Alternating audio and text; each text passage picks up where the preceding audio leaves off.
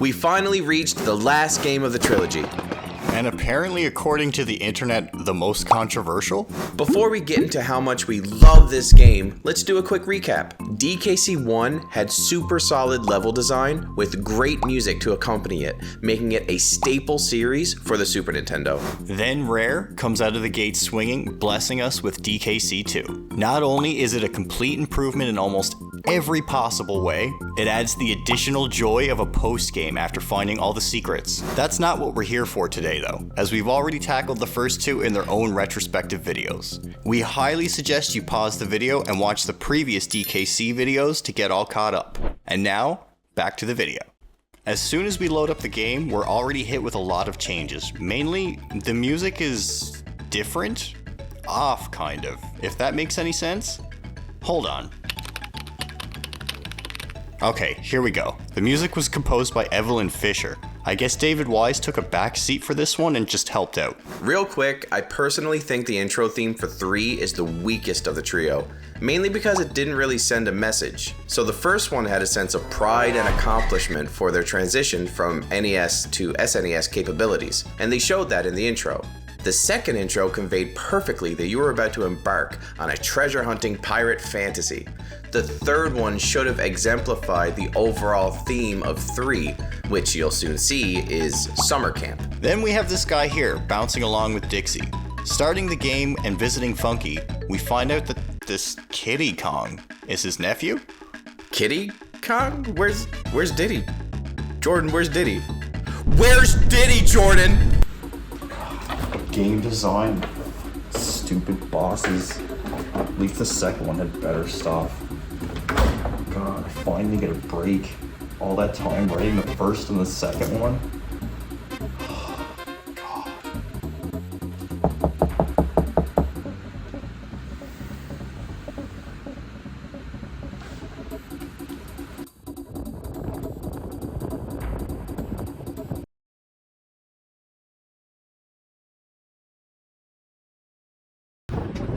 Our goal in this game is to save Donkey and Diddy from K. Rool. I'm going to address this elephant in the room right now. Everyone hates Kiddy, but you know what? He's better than Donkey. Hear us out.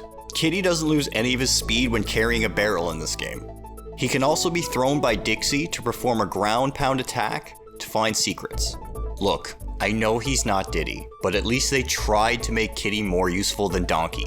In first, Diddy was always just the better choice. With all that being said, let's get into the first level.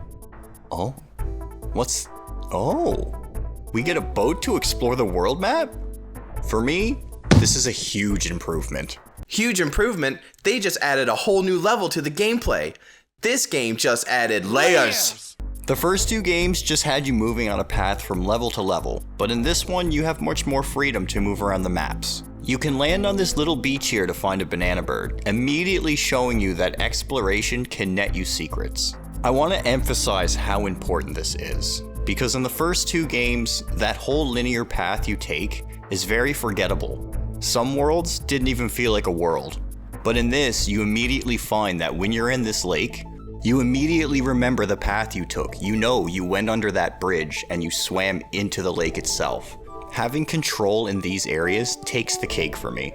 In the first area of levels, you can swim around in this lake here to continue on, you can find another secret banana bird, and you can visit one of your many bear buddies throughout the land. Now that we're done fanboying about the world map for now, let's start the first level, Lakeside Limbo. This level is a fantastic tutorial for teaching the player all the different things you can do. Right off the bat, you can switch to Kiddy and throw Dixie up on the overhangs for extra lives. Switching back to Dixie and throwing Kiddy here is our first secret, collecting stars for a bonus coin, until BAM! We get shot out in front of our first coin. These guys always have a bit of a puzzle with throwing a barrel at their backs to get a DK coin, some of which become really tough later on. Continuing through the level, we find Ellie, our first animal buddy. Sadly though, it's just a taste of what's to come for her later, as you can only use her for like 10 seconds in this stage. Pro tip, when you beat this level, you can farm for lives at the beginning, and just start and select your way out for a bunch more. When you listen to this song, you can definitely feel a sense of being at summer camp. tying knots, canoeing, swimming in the lake, hiking to unknown territory while avoiding giant buzzsaw zingers, and deforestation? This game has it all. Evelyn really did her best to keep things fresh, while also keeping the DKC roots that David Wise planted. Doorstop Dash has such good music. Listen to how bouncy the xylophone is, and that jazzy transition to the saxophone.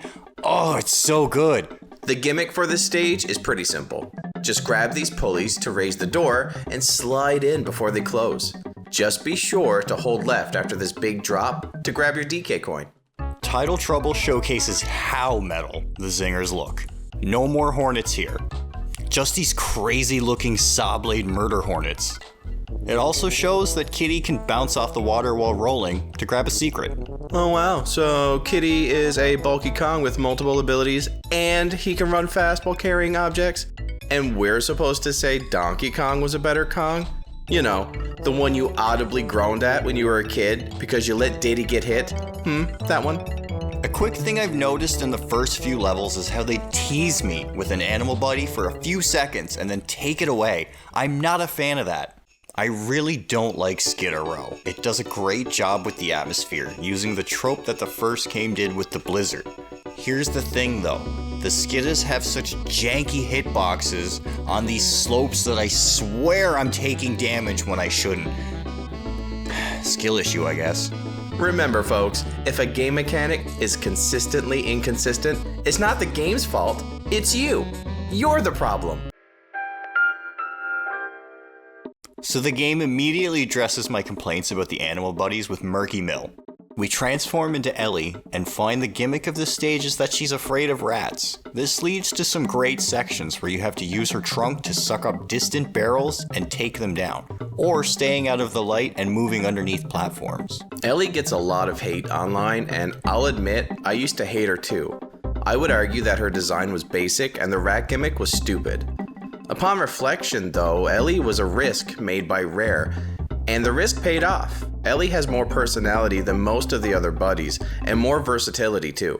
After our first 5 levels, we enter our first boss. I'm excited. The first game's bosses were kinda lame, but 2 really stepped it up. Let's see what we have here. Well, the design is pretty lame, but I dig the gimmick here. Pretty lame? Dude's a belching barrel. Imagine playing Paper Mario and the boss for Chapter 1 was an item block with teeth. Belcher will shoot at these barrels, which, when broken, reveals a bug that you can throw into his mouth. This causes him to burp and move backwards. Every so often, he will jump forward, making it a push battle. It kinda reminds me of the boss in Yoshi's Island, where you have to throw eggs at its heart, while it's constantly pushing you towards the edge. Funny you mention that. I love the bosses in Yoshi's Island, but I dislike this boss quite a bit. I can't even argue it's because of the design, since they're typically just a bigger version of a regular enemy. Maybe we should do a video on Yoshi's Island? Barrel Shield Bust Up is our first vertical stage of the game, and it's great. You've got these tight sections where we have to climb ropes while being bombarded with monkeys throwing projectiles. We can use these shields to avoid damage and climb to the next with good timing. The level design in these stages is phenomenal in my opinion, and that's coming from someone who will go down swinging, defending the treetop levels in DKC 1. Riverside Race is rough. The entire time you're going through the level, you have this swarm of wasps chasing you. You can avoid them if you're underwater, so you can get a little breathing room there. But you can't take too long. If you notice the timer in the bottom left, you have about 1 minute and 15 seconds to beat the record, set by BR. We'll find out who that is later as we progress through the world. Squeals on Wheels has us moving around this barn, getting rid of the rats that power the doors so we can move on. I really like this. It requires some exploration and really helps you learn how to angle your throws with barrels. You know those videos on YouTube that show off satisfying moments, where you see a compilation of videos that just feel super satisfying to watch? For me, this level has that, with you falling down through all the trap doors to finally reach the inaccessible area at the beginning. One of my favorite levels in the game for sure. There's not much to say about springing spiders. It's another vertical stage with these bouncing spiders you can use to progress higher. After this stage though, we visit Brash the Bear, who we find out is the record holder we beat in Riverside Race. Learning this news, he throws a fit of rage, causing a log to fall over into the river and give us access to another banana bird. Do banana birds taste like bananas or birds? Huh. What if it's both?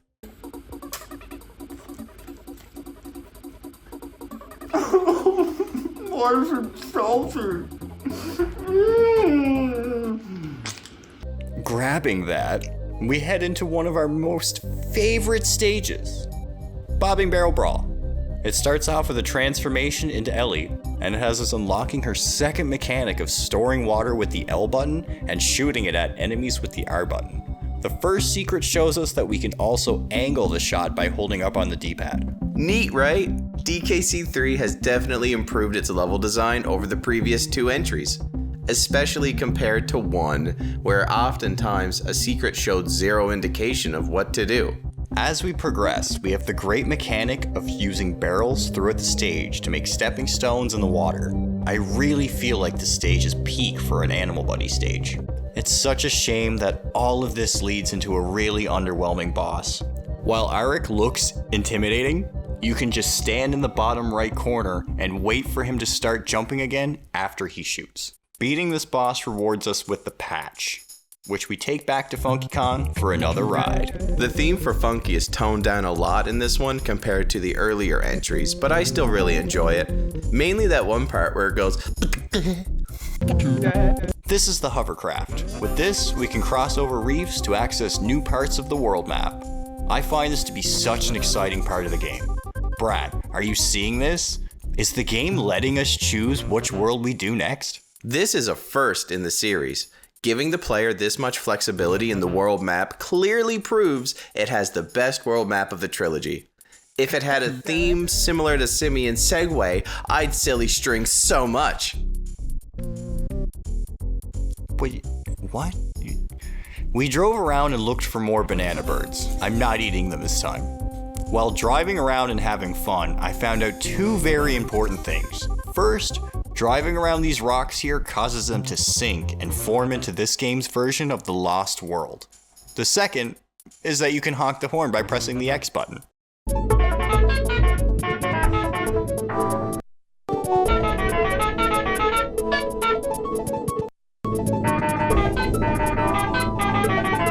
With our exploring out of the way for now, we decided to go to Cotton Top Cove first. Ignoring blue like everybody else, we enter our first water level of the game. And let me tell you, they nailed these. Just listen to the music when you enter. It encapsulates the feeling of pure darkness and the unknown of the ocean. It fits perfectly, seeing as some water levels are so deep underwater, the light from the sun barely reaches that far. And we're left with the tense sections of grasping for that next fish to light our way. Our first one, however, is pretty simple with just dodging these fish called bazas. It really holds your hand once you grab on guard in this secret here to the left. When we exit the water, we find, in my opinion, this game's best vertical stage in the game, Rocket Barrel Ride. It has these barrels that blast you upwards for a bit, then shoot out onto a platform. Other times, it's from barrel to barrel. Once getting to the top, there's this challenging coin to defeat. You have to angle your barrel with an upwards throw so it travels along the ground slowly, then race it to the other side to make that same coin turn around in time. I think this is a step up from DKC2, where the challenge used to be exploring a level for hidden coins. You're now looking for hidden enemies as well as coming up with strategies to steal their coins. Yet again, another layer added to the gameplay. Creeping Clasps introduces these enemies that makes rope climbing much more difficult. Falling into the water gets you eaten almost instantly, so staying on the ropes is absolutely necessary. This stage is pretty underwhelming. You can just hairspin past most of it. Blasting and swimming our way to the end of Cotton Top Cove, we reach our third boss of the game, Squirt. We're locked into fighting this boss as Ellie, stealing water from his waterfall and shooting him in the eyes with it. This boss is pretty underwhelming. The only way he can hurt you is pushing you off the edge with his water pressure jet. It's really easy to dodge, and you just have to run around in a circle. Yeah, the bosses in this game are underwhelming for sure. Not as bad as DKC 1, but 2 definitely earned its best boss fights title. Traveling into Mechanos, we're hit with Fireball Frenzy. The factory levels in this game are some of my favorites. The first having this great iconic mechanic of dodging fireballs while being shot at us from the background. The auto-scrolling here is really fun too. These rails on the ceiling can be hooked onto, allowing to ride on the ceiling as well as the floor. It feels great catching these and dropping at the right time. Even better is that the next stage is a vertical auto-scroller, with this terrifying ripsaw moving up through the tree after you. The secrets here are neat, using invincibility to ride the saw during the green banana section, and it's also how you get the DK coin. How can anyone claim that DKC 3 is the weakest title with all this creativity? How they incorporate the Kong's abilities, promote exploration, hiding secrets in every nook and cranny. If Kitty was the exact same, just with Donkey Kong's sprite, I am convinced that 3 would have been considered the best of the trilogy by the community. At least, it would have been if the game had better boss battles. The next factory stage is very similar to stages in DKC 2, using the barrels shot by these bazooka enemies as a means of traversing through the stage. As much as I absolutely hate sewer levels, this is the second one that slaps in this game. Low G Labyrinth is great mechanically, I just wish it wasn't so slow. Sometimes it really feels like a crawl, especially if you die and have to restart it. I'm so iffy on the bosses in this game. I mean, look at Chaos, he's cool. Kinda. But the fight itself is boring, and jumping on these blades that spin around him can be really janky. After 2 phases, we get our second ski and head back to the main fucking monkey. It's the balance in your hips that's key. Our main man hooks us up with the turbo ski, letting us get up some waterfalls to explore more of the world map and get more of those delicious secrets.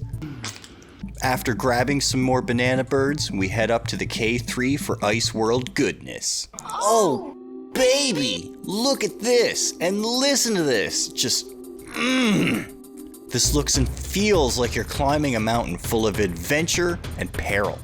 Climbing the mountain using ropes to trying to avoid these live TNT enemies is great. The DK coin here kinda confuses me though. I always did it this way, but I'm sure there's a better way. Anyway, moving out of this amazing stage that has nothing to do with ice, by the way, and into the next. Some of you right now probably are thinking to yourselves, didn't Brad just say that this is like summer camp, but this is a snowy level? What's up with that? And to that I say, you clearly didn't watch Season 1, Episode 1 of Digimon Adventures. Tearaway Toboggan has this little secret here at the beginning. There's a secret here. Okay. You fucking lied to me! I believed you! I believed you wholeheartedly. This is what you did to me? Whoops. Anyway, it's a pretty normal auto-scroller. Not bad, but not great. It's cool to be able to jump on zingers, I guess. It's strange how DKC 2 and 3 just kind of forgot about the fact you're in an ice world, because the next stage is just another cliff climb up waterfalls on these barrels. I really don't like this mechanic. It was okay in Mario 2, but here it can be a huge pain to make some of the jumps with these janky hitboxes on these barrels. After doing all of these, I have to say, I'm not a big fan of them. That's okay though. Rare blows my mind with the next factory stage, and it's a cool gimmick. Crackshot Croc creates so much tension, starting out with this target that follows you, shooting a large projectile every time it locks on. It makes the most out of Squitter too, and it has the most fun secret in the game, controlling the target chasing you throughout the stage to shoot at enemies in a kind of shooting range type level. 2 out of 5 for ice levels is fair, I guess. Lemguin Lunge is pretty straightforward. Just move forward while jumping over or bouncing from Lemguin to Lemguin. It's alright. Before we get into the boss of K3, I want to touch on the minigame tent that we've been passing by in each world. The tent houses a minigame throwing balls at targets for a chance to get extra bananas and bear coins. While this is super useful if you're good at it, we really didn't need to, and there are more than enough coins throughout the stages to keep us going. Getting good at this minigame, however, prepares you for the next boss, Bleak. He's a snowman who you have to fight using the same mechanics as the target minigame. He's got multiple phases and cool attack patterns that kinda reminds me of K. Rool's cannons from the first game. Bleak is easily my favorite boss in the game. It pushed the game mechanics and offered a unique experience for the player, especially so when the other bosses, in my opinion, didn't really deliver. After hitting the glowing orb on his scarf enough times, we head into the next world, Razor Ridge. Oh hey, it's our purple Squawks buddy again. It's a bit different this time around though. Unlike DKC2, Squawks can still fly, and we can hook our talons into barrels and carry them around. This level is really neat. Flying over enemies and dropping barrels on them like a bomber is super fun. I'm gonna get serious for a second and say this level is one of my favorites. It's easy to understand the main gimmick of ropes on fire, gotta climb, in all the right ways. Like I said in the beginning, knowing the main gimmick of a stage and easily understanding it is crucial for a game designer to get right. Next, they slowly throw little challenges to impede the player while climbing, like jumping from one rope to another, and avoiding these copters. Even the copter placement is great here. They fall vertically towards you and even diagonal at one point. Holy shit. This underwater stage is absolutely peak for water levels. Just listen to this. Coupled with the light snuffing out into darkness. DKC1 made water levels with a fun atmosphere, but this feels like you're on the bottom of the ocean exploring the Titanic, where even though it's wondrous and amazing, you can still feel that lurking sense of doom if you make an error. If that's not enough to sell you on how this world is fucking peak, we go right into Pothole Panic. This is like Animal Antics from the second game, just with a lot less difficulty. The game gives us this great little gauntlet of challenge to complete with each animal buddy. Right after Pothole Panic, we ropey rumpus on into the next stage. I'm not kidding here when I say that I thought this was going to suck. I mean, it's just rope sections. I was joyfully mistaken though. It feels really great zipping from rope to rope in some of these tight sections. Plus the assortment of patterns from the buzzes here makes it for me. Let me just throw in here that this is easily one of the best worlds in DKC3, and an argument can be made that it's top 3 in the whole trilogy. I'm so glad this world ends off with such a good boss fight and my favorite, Barbos. And there's a lot going on here. This is all up to our buddy Ungard to get through 3 phases. The first involving knocking these smaller urchins into his barriers. Once those are down, you have to time your lunge into its stretchy center. Ugh. Phase 2 is pretty janky honestly, but the idea of tricking these propelled enemies that lock onto you to hit the barriers is a great design. Now that I think about it, the dummy fight in Undertale is kind of like that too, right? Yeah, I remember there's this big speech he gives his minions for being stupid too. Anyways, back to Barbos. Phase 3 has him trapping you in the bottom of this arena while he barrages you with spikes. Avoid them and stab him one last time to move on to the final world. Alright. I'm just gonna say it now. The jungle stage music in the last world absolutely slaps, and it's the best song in the game. Fight me. It may just be the music, but even something as simple as the ropes being like conveyor belts is really fun. Dixie is an absolute joy to use in this level. You know what's not a joy? Creepy caverns. I don't care. I'm breaking YouTube immersion here. Me and Brad played through this to get it 103%. To get the footage for this video, twice actually. I'm not saying this to brag. I just really want to convey how much I hate this level. But I've beaten this game more than a dozen times. By the time we beat it for the footage, we had around 80 lives without farming. This level, however, completely fucks me. Brad smashed DKC1. I carried us through the majority of 2 and 3. So you'd think, oh, no problem. Just another level I've beaten many times. Nope. It's alright, man. We all have some levels that give us trouble. Let's just move on. No, you absolutely crushed this level, and I can't understand how. Come on, talk about the secret after this level. You love that one. Alright. You're right. Right after Creepy Cavern, there's this cool rock puzzle you can solve by swimming back and forth between them. It opens up a banana bird location. You know what? Lightning Lookout cheers me up too.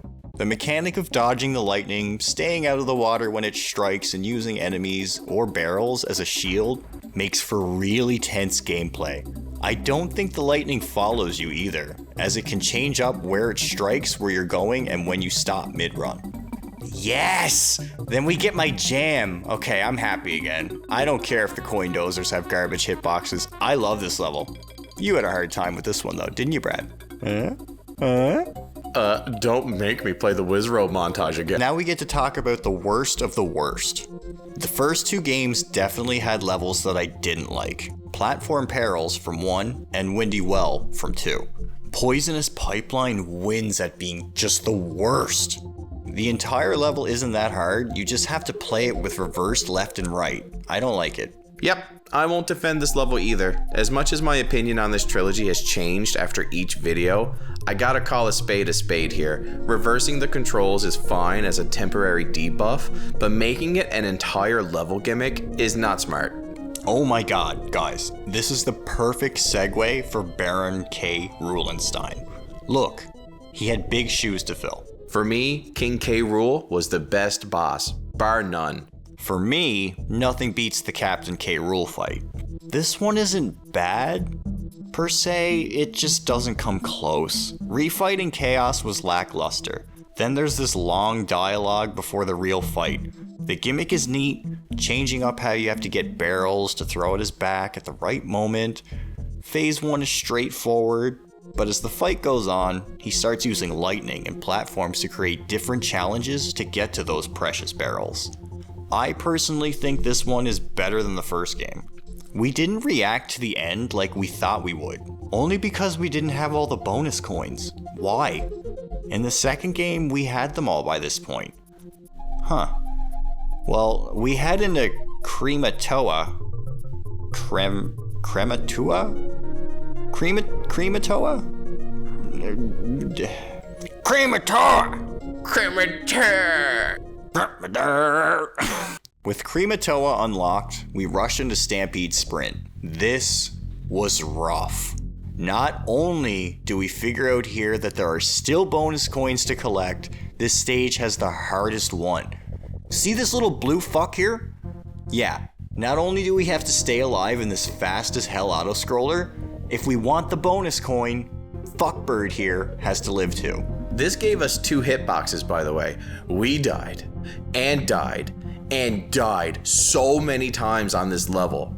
I thought we were in for a tough ride, but that was the worst of the 5 by far. Infuriating? Yes. Difficult? Absolutely. But still fair. The next stage is Crisscross Applesauce, bitch. Cliffs, and I really like this one. It's the mountain atmosphere which the game nails. Every section you move up with these barrels in the middle, the background shot in its glory, and the music. Do you remember that intro scene in Mission Impossible 2 when Tom Cruise is climbing up that scary ass mountain? Well, we're not going to play that clip in fear of copyright, but that's what it reminds me of. It's definitely nothing like Tyrant Twin Tussle. This one has these tough sections with these 2 enemies moving in different patterns that you have to memorize and use timing to squeeze by. Who are these guys anyway? They only show up in these post-game stages. Not only that, they can't be that important. Swoopy Salvo is great. It starts with a Squawks transformation to get you used to the swoops that charge through the trees. Once you've figured out the patterns and can fly by them, you can take this back entrance here by shooting eggs and squeezing in with just enough time before the next one charges through. With 2 secrets discovered, that's the end, right? We grab the DK coin and nope, it's just the halfway point, giving us a lot more ways to interact with the swoops. This is such good level design. It chose one gimmick and explored all of its possibilities. Our final level of the game for me is a mixed bag. At first, it starts out with the cool mechanic of descending slowly down this cliffside in a rocket. It reminds me of the underwater stage in Earthworm Jim. You know, the one where you're controlling this glass orb through the narrow underwater reefs? That was incredibly hard, by the way. Back on track. And at the bottom of the mountain, we fuel up and shoot straight up without a means to stop. This part is an auto-scroller, and just an okay one at that. Memorize left or right, then get to the top and grab the last gear. I wasn't excited to fight the Baron again, but honestly it's better than DKC2's post-game boss. This one is really hard at the end, and not just because hurting him is a nightmare this time. Avoiding the projectiles isn't a problem, but at the end it's completely random where this electric current comes from, killing us way more than it ever should have. So that's it. That's all the bonus coins and all the DK coins. The Baron is down and everything is back to normal. With Donkey and Diddy. Oh wait, the banana birds. We head back to Funky here, not only to be congratulated for getting all the DK coins, but he also gives us a brand new ride. This new ride being the gyrocopter. This blew my mind. With this being the first time I played through the game, I can't believe it's giving you the freedom to fly around and make everything accessible. It takes me back to playing Mario Galaxy for the first time, when you got that power of flight in the hub world and getting to explore all those places you wanted. It was really cool then, and it's really cool now. After searching every nook and cranny of the world map, we have all the banana birds, and it's time to free Mama. Look at all the babies light up the seal. This is gonna be awesome. She breaks out, and the chase is on. Going after the Baron to put an end to his evil ways for good. The bird eats... Never mind, she just shits on him. Now that this long journey through the entire series is finally over, I'm going to stand my ground here and say I think DKC3 is the best one of the trilogy. I know this isn't what most people consider the best, but for me, when you consider everything we talked about, the game nailed it. The weakest for me is the first game, without a doubt. It was the start for so much more. DKC2 takes that middle ground for me here. It has the best level design for sure, but it was missing that little bit of extra exploration and, dare I say, adventure. After going through all of these games and making all these videos, my opinion has changed a lot. I thought DKC1 was the best, but now I kind of have to agree with Jordan. I think it's DKC3, then 2, then 1. But what do you all think? Leave a comment and let us know what you think is the best game in the series. And if you haven't watched our prior videos yet, watch them too. And maybe, just maybe, your opinion might change as well. But until next time.